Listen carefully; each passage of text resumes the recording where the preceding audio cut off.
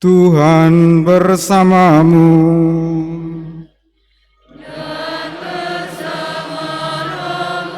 Inilah Injil suci menurut Yohanes.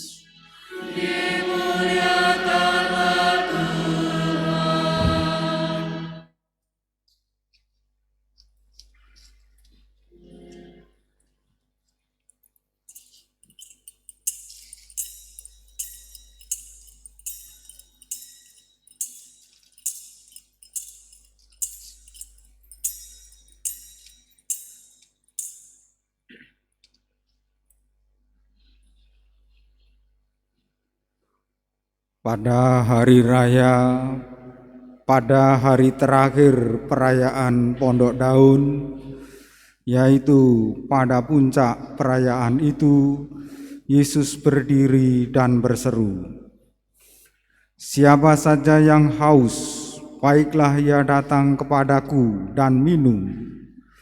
Siapa saja yang percaya kepadaku, seperti yang dikatakan oleh kitab suci, dari dalam hatinya akan mengalir aliran-aliran air hidup."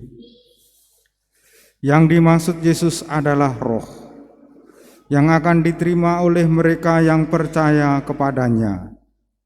Sebab Roh itu belum datang karena Yesus belum dimuliakan. Demikianlah sabda Tuhan.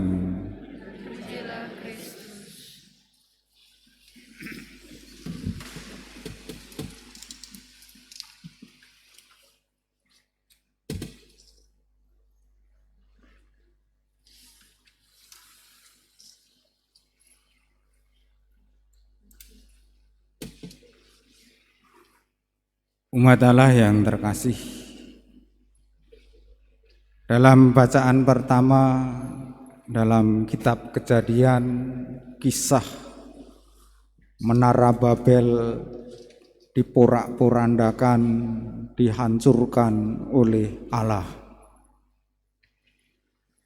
Niat membangun Menara Babel hanya mau untuk kesombongan, untuk gagah-gagahan sebagai manusia, maka Allah tidak berkenan. Pekerjaan apa yang membuat kita punya motivasi untuk sombong, untuk merasa hebat?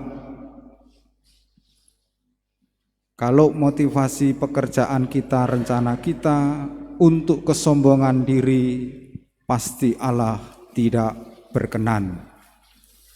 Bisa jadi akan seperti peristiwa Babel.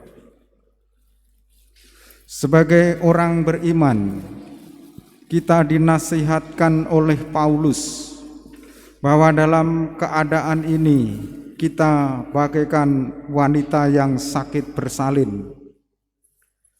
Ada penderitaan, ada kecemasan, ada ketakutan. Tetapi Paulus mengingatkan, setelah rasa sakit, setelah ketakutan, setelah kecemasan ini berlalu, akan ada kebahagiaan. Karena kita dikuatkan dan dibimbing oleh Roh Kudus. Roh Kuduslah yang mengajari kita berdoa tanpa kata. Roh Kuduslah yang memberi kita kekuatan, bimbingan untuk perjalanan hidup yang sedang tidak mudah ini. Maka Yesus tadi memanggil para muridnya, memberi peneguhan kepada para muridnya bahwa Roh Kudus dicurahkan dalam hati para orang beriman. Siapa yang percaya kepadanya, menuruti firman-Nya, dari dalam dirinya akan mengalir aliran-aliran hidup. Kita tak perlu lagi merasa terancam oleh kekuatan-kekuatan gelap yang pergi datang begitu saja. Ada Roh Kudus yang membimbing kita. Mari kita terbuka kepada dunia baru, pada perubahan-perubahan zaman, tetapi tetap berpegang pada iman sampai Yesus datang kembali. Kita dipanggil untuk peduli kepada sesama kita, kepada lingkungan hidup kita. Mari kita mengerti penderitaan orang lain, juga dari orang-orang kelompok lain, kalangan kaum sederhana. Gereja perdana jadi gereja yang peduli dalam keadaan masyarakat luas, tidak melulu sibuk dengan urusan sendiri-sendiri.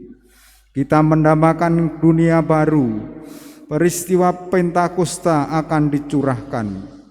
Orang-orang yang percaya kepada Yesus dan dibaptis dalam namanya kini hidup dalam kekuatan Allah sendiri karena Yesus ada di dalam hidup kita. Roh Kudus itu memberi kita hikmat, memberi kita pengertian, nasihat, kekuatan, pengenalan akan Allah, kesalehan, kebijaksanaan, takut akan Allah sehingga menuntun kita di jalan yang benar. Juga memberi kita kepekaan untuk bergaul dengan dunia yang tak terlihat. Roh Kudus itu jugalah yang sekarang memimpin gereja.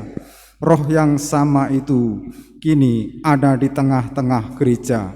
Kita harus terbuka kepada Roh Kudus supaya kita tidak merasa berjalan sendiri. Kita mengalami berjalan bersama Allah, Allah Tritunggal, Allah Bapa, Allah Putra, Allah Roh Kudus yang membimbing gereja sampai paripurna nanti.